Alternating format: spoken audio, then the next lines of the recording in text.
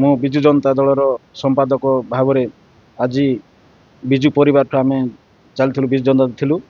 ଆଜି ନରେନ୍ଦ୍ର ମୋଦି, ମୋହନ ଚରଣ ମାଝୀ ମୁଖ୍ୟମନ୍ତ୍ରୀ ନେତୃତ୍ୱରେ, ରୂପ ଭଦ୍ରାଙ୍କ ନେତୃତ୍ୱରେ, ଆମର MP ବଳଭଦ୍ରଙ୍କ ନେତୃତ୍ୱରେ ଆମେ ଖୁସି ହେଇକିରି ଆଜି ବିଜେପି ଦଳରେ ଜଏନ୍ କରିଛୁ।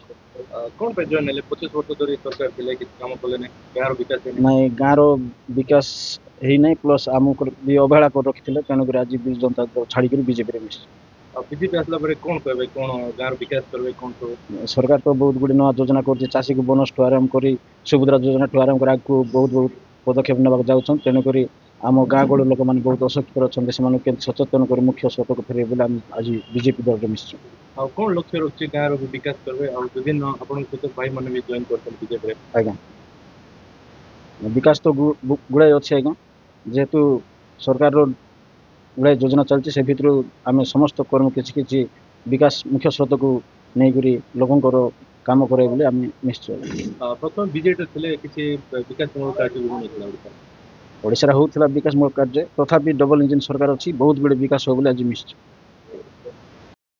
ଦେଖନ୍ତୁ, ଆମର ଭାରତର ପ୍ରଧାନମନ୍ତ୍ରୀ, ଯଶସ୍ୱୀ ପ୍ରଧାନମନ୍ତ୍ରୀ ଶ୍ରୀ ନରେନ୍ଦ୍ର ମୋଦିଙ୍କ ନେତୃତ୍ୱରେ ସାରା ଭାରତବର୍ଷରେ ଯୁବ ସମାଜ ଯେଉଁ ଭାରତୀୟ ଜନତା ପାର୍ଟିରେ ଯୋଗଦାନ କରୁଛନ୍ତି, ତାର ପରିଣାମ ସ୍ୱରୂପ ଆଜି ଆମର ଓଡ଼ିଶାରେ ବି ଗୁଡ଼ାଏ ଯୁବ ମାନସ ଭାରତୀୟ ଜନତା ପାର୍ଟି ଯୋଗଦାନ କରିଛନ୍ତି। ଆଜି ଆମର କଟପାଡ଼ ନିର୍ବାଚନ ମଣ୍ଡଳୀ ପାଇଁ ଗୋଟେ ଖୁସିର ବିଷୟ।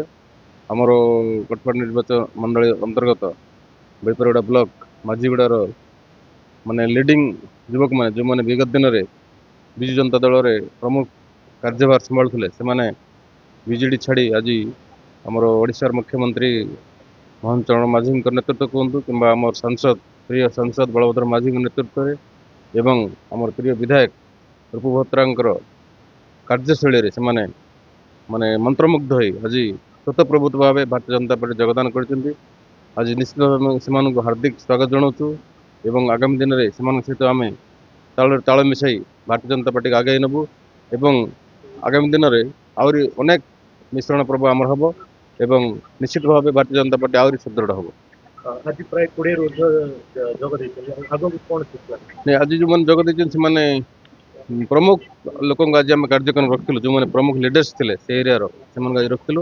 ଆଗାମୀ ଦିନରେ କିଛି କାର୍ଯ୍ୟକର୍ତ୍ତା ବି ଜଏନ୍ କରିବେ, ସେମାନଙ୍କ ପ୍ରୋଗ୍ରାମ ଗ୍ରାଜୁଆଲି ଆମେ ଜଏନ୍ କରିକି ଯିବୁ, ଆପଣଙ୍କୁ ନିଶ୍ଚିତ ଭାବେ ଜଣାଇବୁ। ଆମେ ଖୁସିର କଥା ଆଜ୍ଞା, ଆମ କଟପାଡ଼ ନିର୍ବାଚନ ମଣ୍ଡଳୀରେ ବୈପଡ଼ା ବ୍ଲକର 9 ଗୋଟି ପଞ୍ଚାୟତ ଯାଉଛି। ସେଥି ଭିତରୁ ମାଝିଗୁଡ଼ା ଜିପିର ବିଜୁ ଜନତା ଦଳର ବରିଷ୍ଠ କାର୍ଯ୍ୟକର୍ତ୍ତା ଭାଇମାନେ ଆଜି ସେମାନେ ତାଙ୍କ ନିଜ ଇଚ୍ଛାରେ ନବରଙ୍ଗପୁର ସାଂସଦ ବଳଭଦ୍ର ମାଝୀ ଏବଂ କଟପାଡ଼ ବିଧାୟକ ଶ୍ରୀଯୁକ୍ତ ରୂପ ଭଦ୍ରାଙ୍କୁ ଏବଂ ଓଡ଼ିଶାର ଜନପ୍ରିୟ ନେତା ମାନ୍ୟବର ମୁଖ୍ୟମନ୍ତ୍ରୀ ଶ୍ରୀ ଶ୍ରୀଯୁକ୍ତ ମୋହନ ଚରଣ ମାଝୀ ଏବଂ ଦେଶର ଯଶସ୍ୱୀ ପ୍ରଧାନମନ୍ତ୍ରୀ ମୋଦିଜୀଙ୍କ କାର୍ଯ୍ୟକଳାପକୁ ଅନୁପ୍ରାଣିତ ହୋଇ ଆଜି ସେମାନେ ନିଜ ଇଚ୍ଛାରେ ଭାରତୀୟ ଜନତା ପାର୍ଟିରେ ସାମିଲ ହୋଇଛନ୍ତି। ଆଜି କଟପାଡ଼ ନିର୍ବାଚନ ମଣ୍ଡଳୀର ପାର୍ଟି ଅଫିସରେ ସେମାନେ ସାମିଲ ହୋଇଛନ୍ତି। କେତେ ଜଣ ଯୋଗ ଦେଇଛନ୍ତି ଆଉ କୋଉ ପଞ୍ଚାୟତର କୋଉ ବ୍ଲକର? ଆଜ୍ଞା, ବୈପଡ଼ା ବ୍ଲକର ମାଝିଗୁଡ଼ା ପଞ୍ଚାୟତର ଭାଇମାନେ ଯୋଗ ଦେଇଛନ୍ତି। ପ୍ରାୟ ଆମ ପାଖରେ ଅଛନ୍ତି ପ୍ରାୟ 10ରୁ 15 ଜଣ ଭାଇ ଯୋଗ ଦେଇଛନ୍ତି। ଆଉ ଆଗାମୀ ଦିନରେ ତାଙ୍କର ପଞ୍ଚାୟତରେ ଯେତେବେଳେ ସ୍ୱାଗତ ସମ୍ବର୍ଦ୍ଧନା କାର୍ଯ୍ୟ ହେବ, ନିଶ୍ଚିତ ଭାବରେ ତାଙ୍କ ପଛରେ ବହୁତ ଜଣ ମାନେ ସଂଖ୍ୟାରେ ଭାଇମାନେ ଅଛନ୍ତି, ସେମାନେ ନିଶ୍ଚିତ ଭାବରେ ସାମିଲ ହେବେ।